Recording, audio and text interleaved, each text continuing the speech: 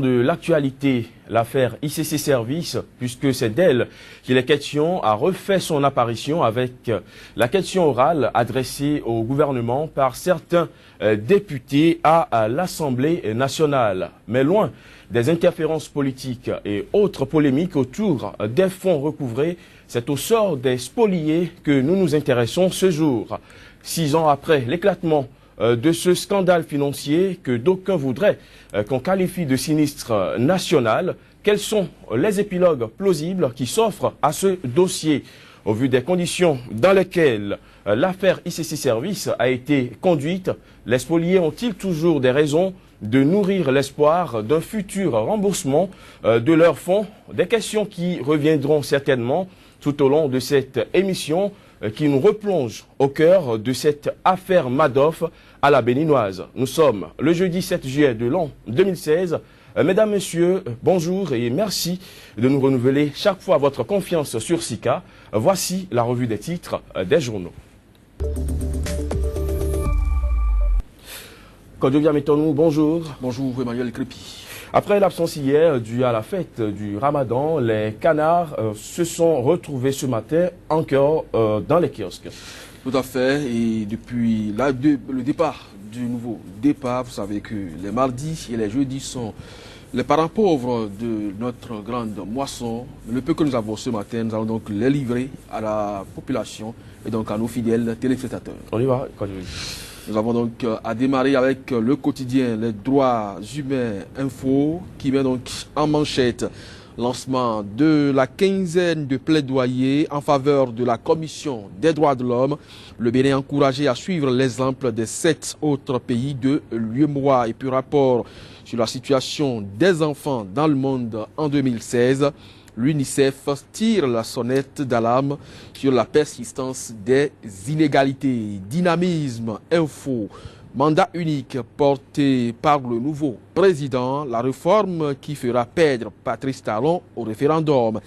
Et puis faible taux de réussite au CEP 2016 quand le nouveau départ sonne le réveil du système éducatif. La nouvelle tribune, réflexion de l'association béninoise de droit constitutionnel, trop d'associations de défense de consommateurs pour peu de résultats.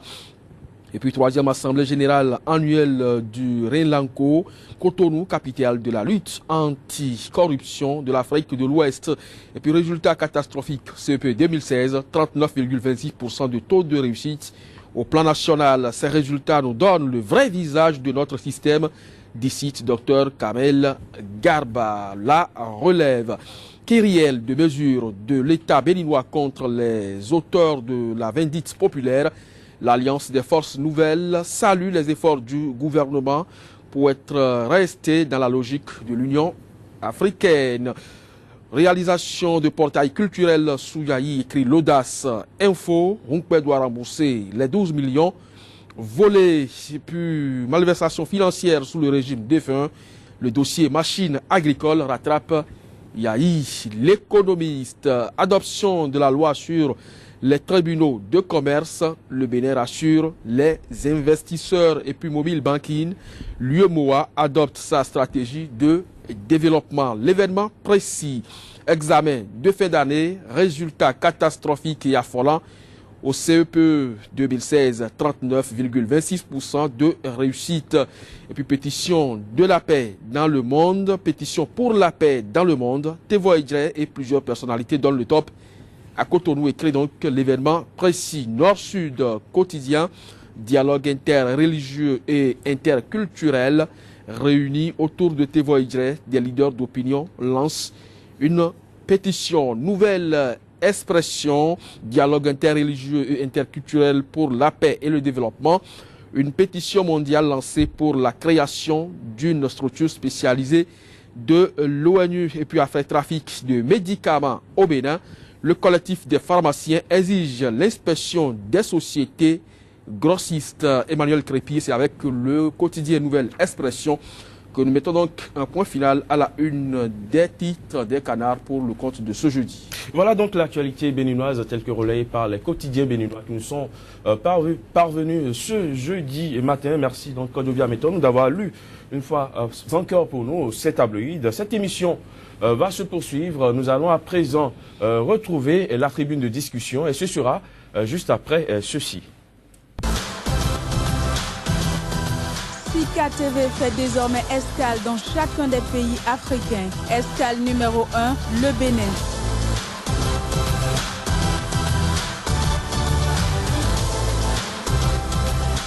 Retrouvez désormais sur Sika TV votre émission 100% Bénin consacrée exclusivement à l'analyse de l'actualité au Bénin. Pendant 45 minutes, la parole sera donnée aux spécialistes de l'information et autres analystes pour décrypter l'actualité socio-économique et politique.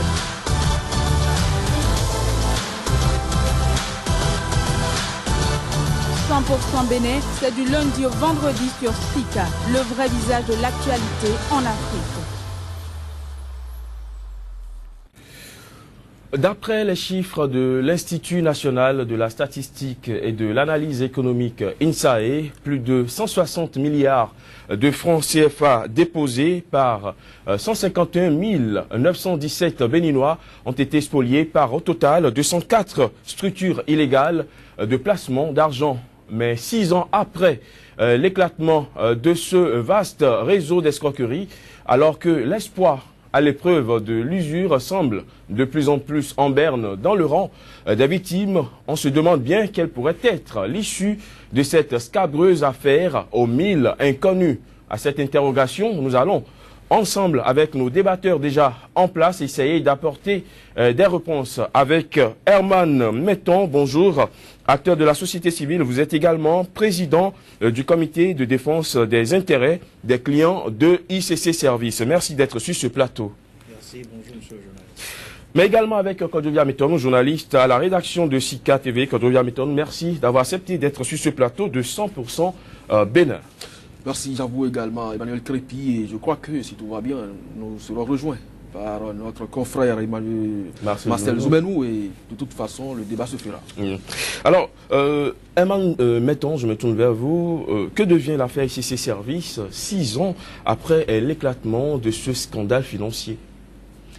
Merci monsieur le journaliste. Bon, 6 ans, mai 2010, mai 2016, on a déjà fait 6 ans.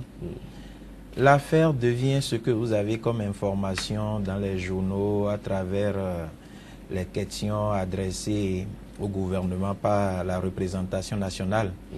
Et nous sommes toujours dans l'espoir d'être payés un jour. Il est vrai que le nouveau départ n'a pas encore fortement montré sa bonne foi en ce qui concerne la gestion de ce dossier. Et vous n'êtes pas sans savoir que lors de l'émission qu'il y a eu entre les deux candidats au deuxième tour, l'actuel chef d'État a plusieurs fois revendiqué la manière dont il connaît le Bénin et a reproché à l'autre qu'il ne connaît pas. Donc si tant est que lui connaît réellement le Bénin, alors il doit savoir qu'il y a une affaire qui a consterné tout un peuple, toute une nation. Et par conséquent, il doit tout faire pour que nous spoliés, nous soyons remboursés. Kodovia Metton, vous avez également suivi cette affaire qui a fait beaucoup de bruit au Bénin, déjà 6 ans, mais on ne semble pas avoir l'impression que quelque chose a vraiment bougé. Oui, ben, je ne crois pas que bons citoyens n'ont puisse parler de cette affaire ICC Service sans faire un recours à la mandature du président Boni Yahi, surtout la seconde, où le chef de l'État, durant la campagne électorale, et c'est eux, les Metton, qui sont quand même aujourd'hui défenseurs de ces spoliés, à qui le chef de l'État a promis de rembourser une fois élu. Je ne sais pas ce qui a été fait dans ce sens-là. Ça fait 5 ans que ça a duré, le mandat du chef de l'État, Boni Yahi. Et si le chef de l'État a promis payer ou rembourser les spoliés dans ce que vous appelez scandale ICC Service et consorts, et que cela n'a pas été fait, et que cela, à un moment donné, n'a suscité aucune action de la part des défenseurs de ces spoliés, ou je ne sais pas ce que l'on attend aujourd'hui concrètement de la part du président Patrice Talon, même s'il a clamé, comme il a dit tout à l'heure, par 1000 voix qu'il connaît suffisamment le Bénin. Oui, il n'est pas sans ignorer ce dossier, mais étant entendu que c'est une affaire qui implique deux particuliers. C'est vrai que l'État est regardant, mais c'est à prendre au sérieux et à analyser sous tous ses contours pour savoir véritablement qui doit payer et avec quels moyens. Monsieur le journaliste, je voudrais, à propos de ce que M. Kodjovi a dit, mais l'État a une responsabilité parce que c'est avec les caméras de la République que ceux-là ont fonctionné, avec des ministres, les dons qui se faisaient à l'époque. Et vous n'êtes pas sans savoir que ICC Service a été autorisé pour opérer dans le pays, et qui a opéré, c'est les structures étatiques qui ont autorisé ces structures-là à opérer. Et à l'époque, l'État, quel est le rôle que l'État avait joué à l'époque pour que les spoliés ne se rendent pas, ou bien n'aillent pas déposer le sou au niveau de ces structures? L'État a une grande responsabilité parce que, selon la Constitution, c'est à l'État de veiller sur nous, de faire en sorte que nous ne soyons pas, nous ne subissons pas ce que nous avons subi avec les responsables de ICC Service. Donc quand vous dites que l'État n'a pas une grande responsabilité, je m'inscris en faux, parce que si on ne devait pas laisser ces responsables opérer, c'est à l'État de prendre ses responsabilités, parce que à l'époque, le régime défunt, vous savez qu'il n'y a que des banquiers, des économistes qui savent très bien qu'une affaire pareille ne pouvait pas prospérer dans le temps. Mais les autorités à l'époque ont laissé les responsables agir tout comme en territoire conquis. Donc au finish, l'État est une continuité et l'actuel régime a le devoir, l'obligation d'aller dans le sens de ce que nous, spoliés, nous soyons remboursés. Alors, admettons, c'est vrai que l'État est une continuité, mais le pouvoir a changé de main. Oui. Et nous sommes dans un nouveau départ, comme on le dit. Oui. Le président Patrice Talon, durant sa campagne, n'a nulle part laissé entendre qu'il va rembourser les spoliés. Ça n'a pas fait partie de ses arguments de campagne. Vous espérez grand-chose du nouveau départ? Beaucoup de choses. Il est vrai, il faut être honnête, le président Patrice Talon, au cours de sa campagne, mais moi j'ai poussé ma curiosité avec la coalition. Et vous savez que dans cette coalition, il y a des gens qui ont pris à bras le corps le dossier ICC Service. Quand je prends l'actuel ministre d'État chargé du développement, Abdoulaye Biotchane, il en a fait son cheval de bataille avec des propositions. Il avait même souhaité nous rencontrer à l'époque, après notre assemblée du 14 janvier. Mais nous, on a dit, lorsqu'on va rencontrer le candidat Abdoulaye Biotchane, peut-être les autres vont dire, bon, peut-être Eman a déjà pris de l'argent chez le candidat et il veut nous vendre. Moi, j'ai dit non. Ils ont forcé, j'ai dit non. Mais il a proposé des choses. Il a entrepris des pistes pour le remboursement. Maintenant, si dans le collectif, parce que quelqu'un m'a dit, tous les projets des autres candidats seront pris en compte par l'actuel chef d'État. Alors, si le candidat Abdoulaye Biotchane a dans son projet de société le paiement des spoliés de ICC Service, et on sait qu'aujourd'hui, et avec le président Patrice Talon, il occupe un poste pas des moindres, alors on a des raisons d'espérer, parce que ça doit faire partie maintenant du programme du président Patrice Talon. Ce n'est pas seulement lui son programme, parce que au premier tour, il y a eu 23 ou 24%. Maintenant, avec les autres voix, Abdoulaye Biotchane est arrivé en 3e position, ou bien en 4e, si je ne me trompe. Alors, par conséquent, il doit prendre en compte ses préoccupations, d'où notre préoccupation à nous. Alors, Herman Meton, en tant que défenseur des intérêts des victimes de l'affaire ICC Service, vous avez certainement été très proche du déroulement des enquêtes et des procédures engagées pour faire rembourser les spoliés. Mais 6 ans après, comment pouvons-nous apprécier la gestion qui a été faite de ce dossier?